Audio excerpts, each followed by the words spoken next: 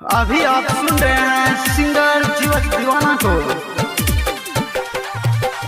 DJ Guddu राज Madhubani.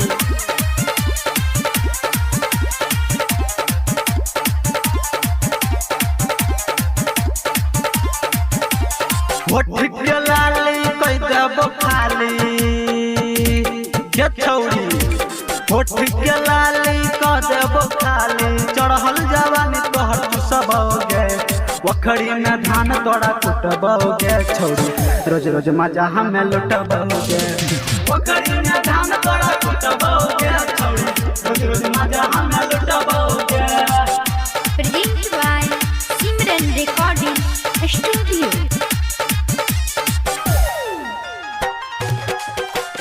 DJ Guddu Madhubani, DJ Guddu Madhubani, DJ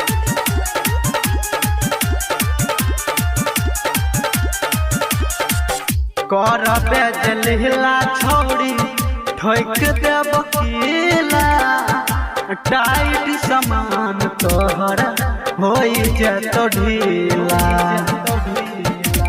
हे गे हाँ हाँ कर बेजलिला छौरी ठोक देब कीला, टाइट समान तोहर होई जेतो ढीला। रहबोगे साथ मनबो न बात गे छौरी, रहबोगे साथ मनबो न बात, टाइम टाइम पर जुटबोगे, वखड़ी में धान तोड़ा कुटबोगे छौरी, रोज रोज मजा हमें लुटबोगे, वखड़ी में धान तोड़ा कुटबोगे छौरी, रोज रोज मजा हमें लुटबोगे।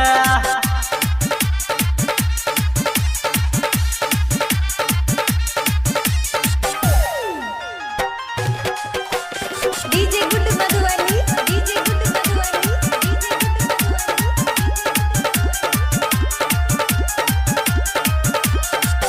आइब जब रोज तोरा घर के छौरी, क्या करो से नहीं करबो डर के छौरी।